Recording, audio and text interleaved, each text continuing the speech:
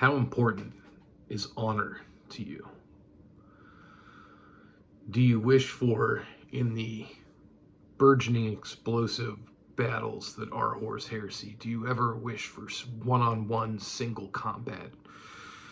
Are you a big fan of giant mecha anime or, movies and such, or just the Power Rangers growing up, or do you just like big robots?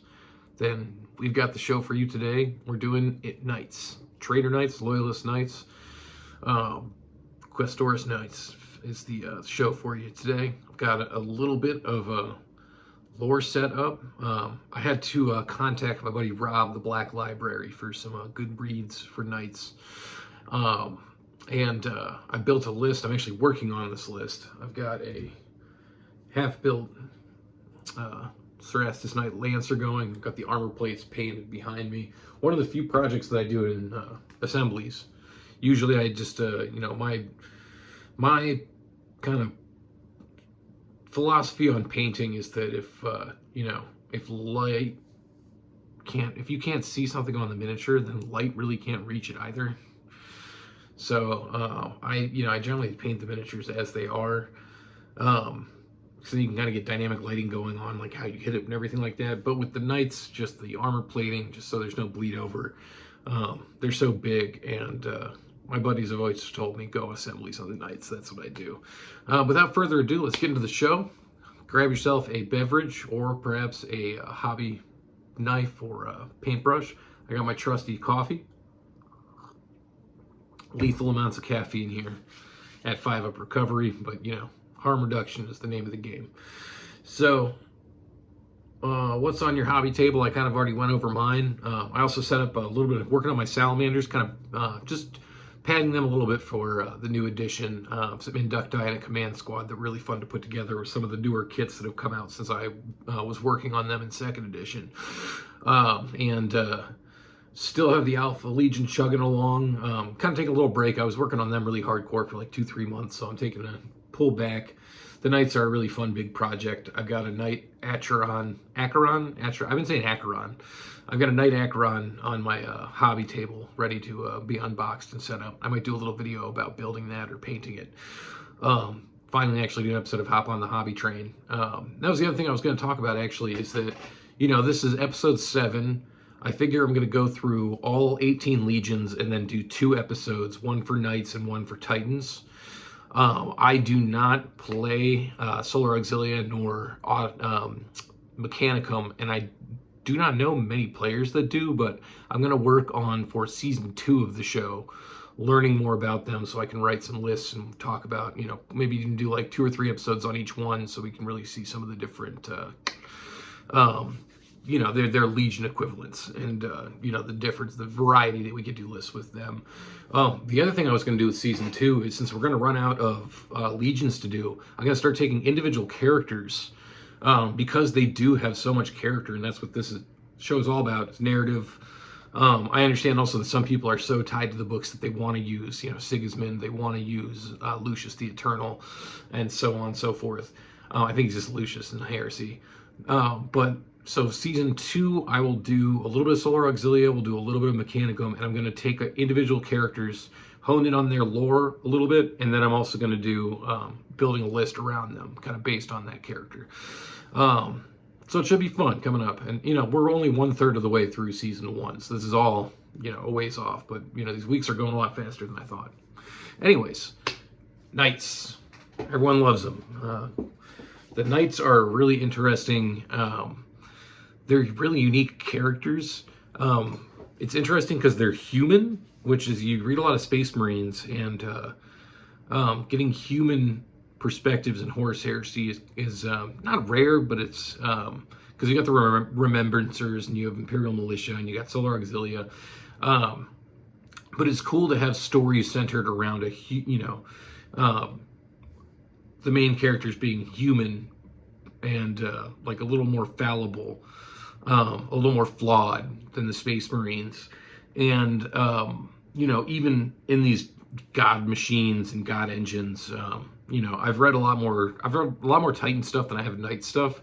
But they still have that feel of melding with their steed. It's like really feels like an old knight with their horse, and just how it's become like an extension of them. And like they're, in many cases, their brain itself is like their nerves are hooked up into these machines, so they are feeling what they feel, and they're seeing what they see. It's very, like I said, I was a big fan of giant robot anime growing up, like Evangelion, Robotech, Gundam, of course, and it's fun just replicating those kind of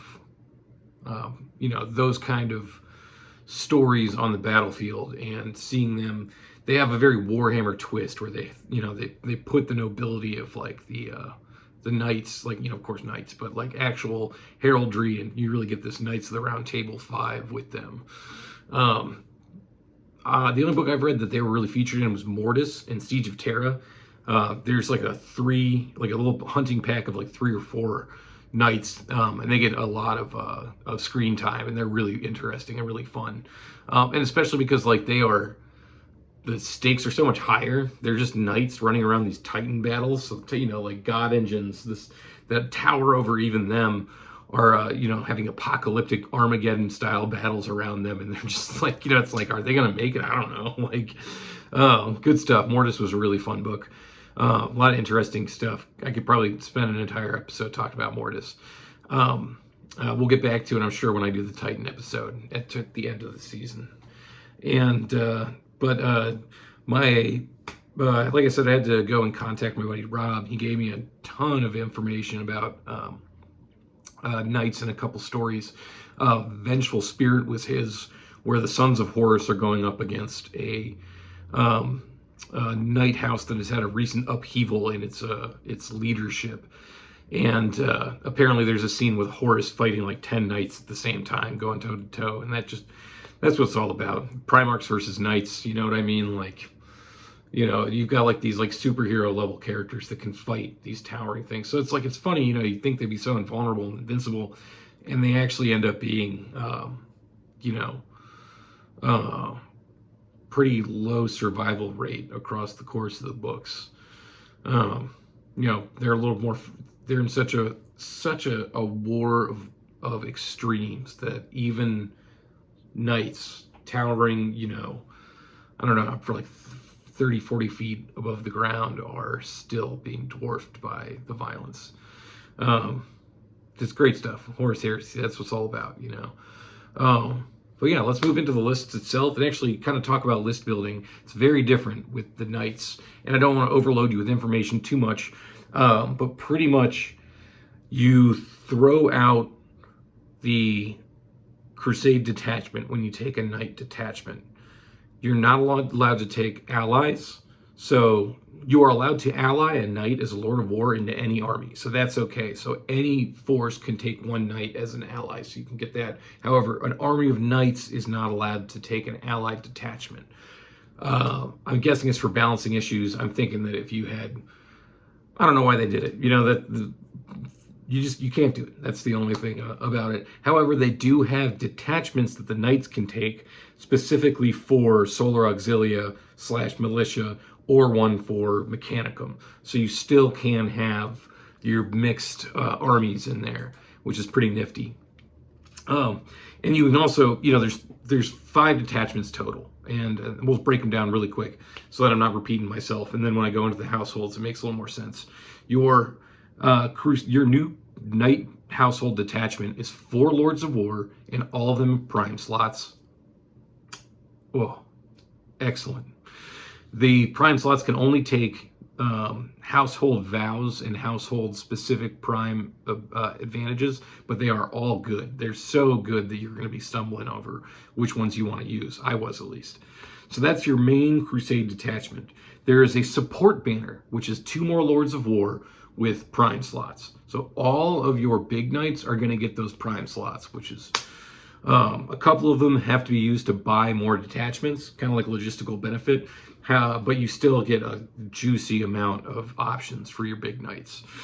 Next up, the Armiger Talon. Talking about big knights, we go to the little knights. Armiger, there's 4 slots for the Armigers. Armigers are very important, I think, in this edition. We'll get into why. in just a touch. But 4 armatures and a detachment, pretty sweet. That's about as many as you'd want to take unless you were really going for like horde of them. And then 8 is plenty, I'd say. Then there is a Automata Talon. It's very specific on the units that you can take, and I'm not very vested on the Mechanicum. I'll just say that there's an elite slot, a support slot, a troop slot, and a fast attack slot. And there are specifically which models you can take for those, but I think it's mostly robots. So you can have little robots with your big robots, which is pretty cool. And the Solar Auxilia, the Yeomancy Mence, is going to be your Solar Auxilia Militia one. It's got 2 slots of troops, an elite, a recon, and 2 heavy transports. Both the, if you are looking into ally in other forces, besides Legion Astartes or Traitor Astartes, Heretic Astartes, you got options, which is pretty cool. I myself stuck with the support banner and the armature support. I wanted to go full knights, as many big knights and little knights as I could take in my list. So the next thing that we're going to talk about is, and then we're going to start kind of speed it up so I'm not pushing this video too long.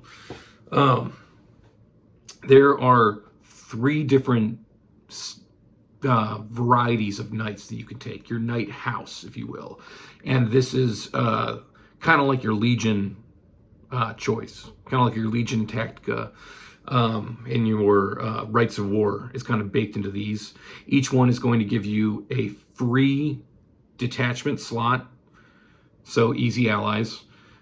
They're going to give you a specific vow, which I'll get into in a split second, and they're going to give you a specific reaction, which is pretty cool. They're all special ones. Mechanicum has one, and of course the free slot the detachment gives you is the Mechanicum Automata Talon. There is a Questor Familia, the kind of standard Quest Knights. They are going to give you the Yeomancy Messna. That is going to be, your standard knights, then with a army attachment to them, very narrative, big, you often see that in the books. And then the last one is the Questor's Medicant, and that is your free blades, and they give you the free armature talent. So that is the one that I took for this list.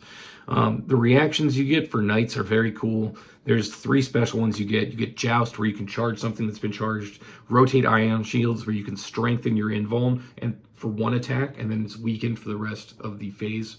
And then there is a Stomp, which is always fun. When someone moves towards you, you can just go over and drop a blast template on them and do it. You're going to kill 3 or 4, maybe 5 Space Marines with that. Probably not, it's AP3, so maybe not elites, or you might get lucky. But definitely a tactical squad comes at you. You might as well just in their movement phase take out 4 or 5 of them.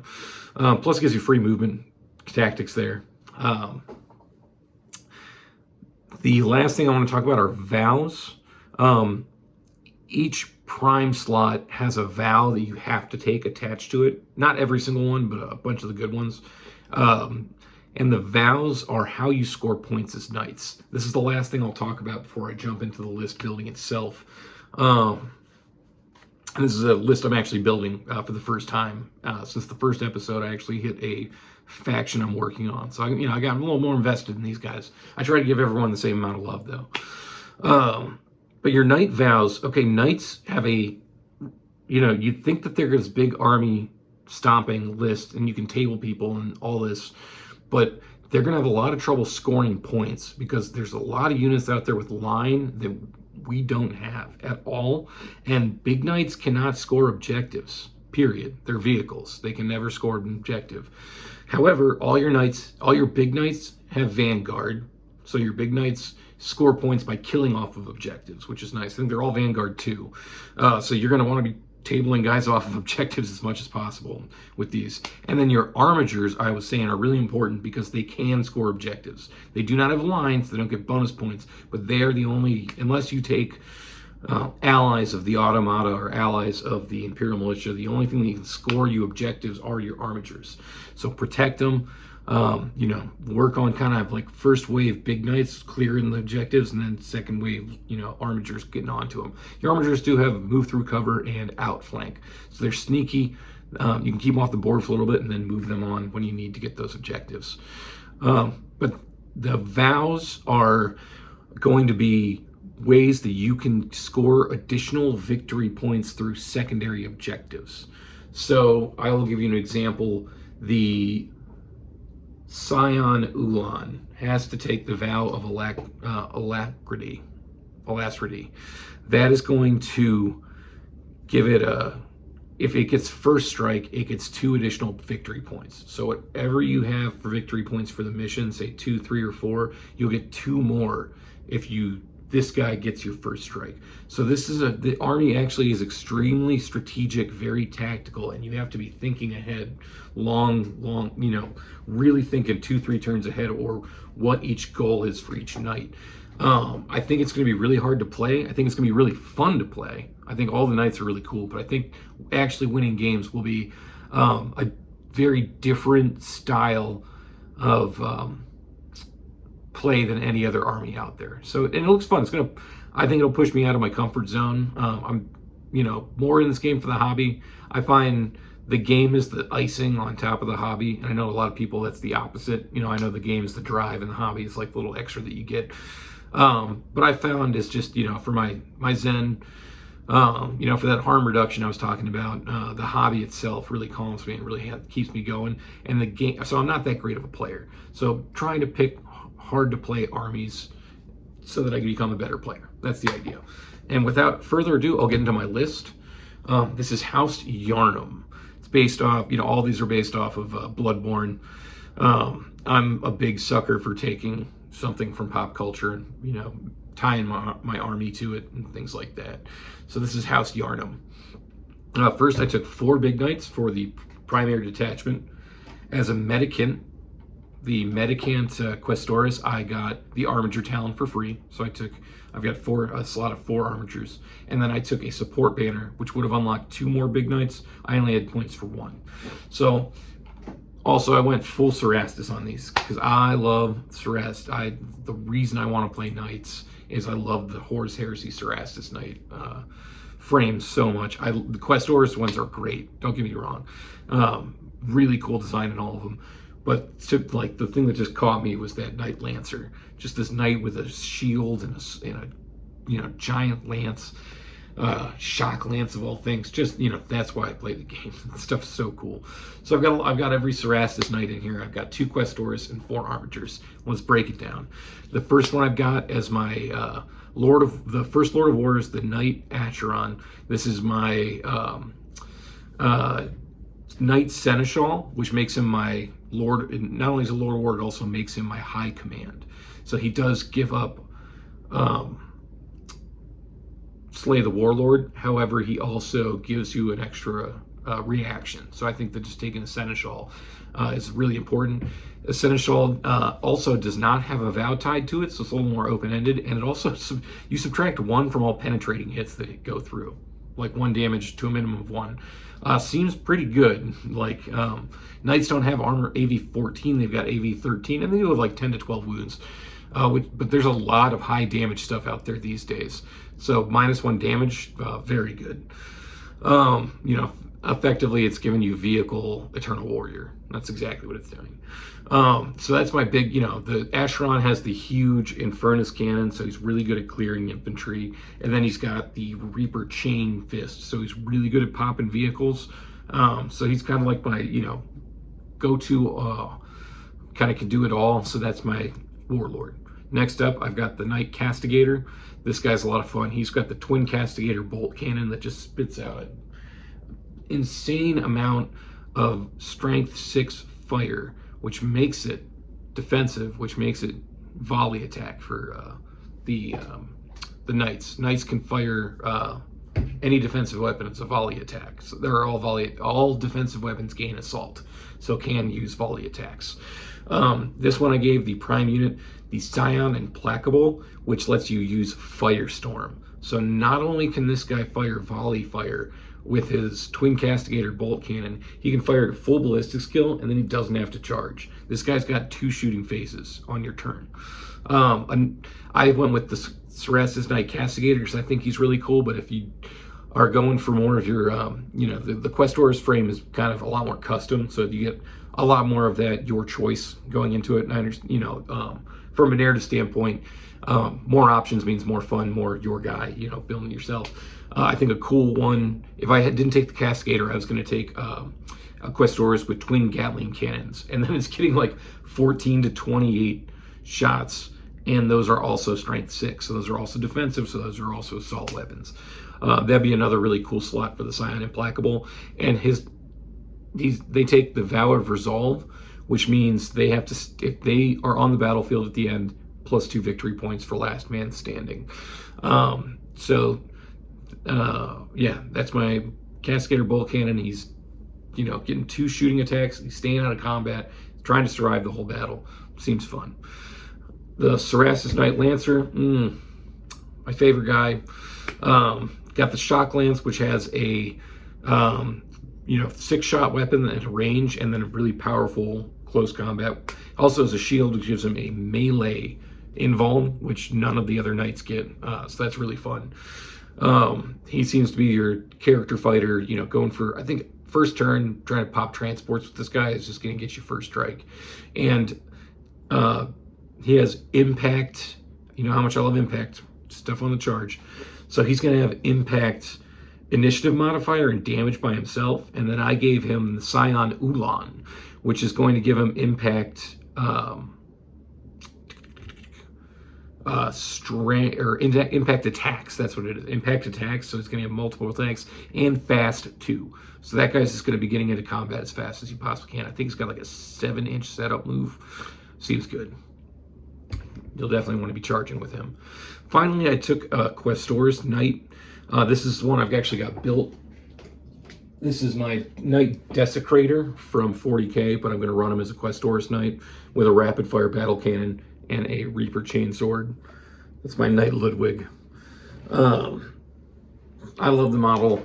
It's my first Knight that I ever built. I had to work him in here, and I gave him the Scion Marshal, which just unlocks the support banner. So that's the one thing. He was my one guy that I couldn't really take a super cool, unique thing. He just bought me another Knight. The Armiger talent, I kept it simple. I took 2 Armiger Helverns with the Phaeton auto cannons, just for clearing, need to clear lots of guys. I've got the Flamer to do it. I've got the Bolt Cannon. Now I've got these 2 Helverns. And then I also took 2 Warglaives, because they have the Thermal Lance, Meltaguns, and Reaper Chain Blades. Other things for popping vehicles. Also popping transports. Almost every knight in combat is going to be able to defeat a vehicle. But you're going to want to do it at a range so that you can get those, crack open those transports and toasters so you can get those nice, that nice crispy toast that's easy to take out with the rest of your shooting. Finally, because I didn't think I had enough anti-vehicle on this list, I took the Knight Questoris, where you build him yourself, gave him a Thunderstrike Gauntlet for really ripping through vehicles, and I gave him a Thermal Cannon. Biggest Melta you can take. I love the look of it. I want to paint that giant Melta Cannon with Melta Burn. And I think it'll really help with the 2 Warglaives on blowing up vehicles, taking out Land Raiders. Trying to, occasionally, how you killing Primarchs is going to be hard for this army. So I figure that you just want to shoot as much of his entourage out of the way as possible before you go in. I'm like, why not put a thermal cannon into a Primarch? Seems good. If you can get rid of the crunchy exterior of his bodyguard. So, I went on a little long here. Thanks for joining me for the whole time. That list I'll post. And I got to walk through a little bit more because it's 9 models total. But it looks really fun. I'm sure it's got holes in it. It's going to be extremely tough to play. I think it's going to be tough to win games, but it's going to be a lot of fun no matter what. And the pictures are going to look great, which is really what I'm here for. It's just, great looking narrative battles that you can kind of hang a story on. The other thing I'm trying to do coming up here to finish off the show, I'm trying to get a narrative campaign going with, there's about 4 or 5 players I know of Horus Heresy, and all of us have like multiple armies. So I want to get a narrative campaign going where maybe we do, instead of kind of hitting, I think doing big battles would be fun in the background where it's like Istvan 5 or Calth. But I think for the most part, we'll have like our guys where we make a warlord that's unique, and we have this little side story that's maybe on a planet or a galaxy that we've made up ourselves, you know. As the beauty of the Horus of Warhammer is that there's always thousands upon thousands of stories everywhere, thousands of conflicts, hundreds of thousands of battlefields. So you can really, like, you know, hang your own story on it, and that's what we're here for. Thanks for sticking around. Hope you've enjoyed the video. You know, give it that like, give it that subscribe if you feel the urge. If not, thanks for sticking around and listening to me ramble on this far. I'm Carter, staying sober with the hobby. You know, no judgment for yourselves and whatnot. Have a great evening out there, and happy hobbying, everybody. Take care.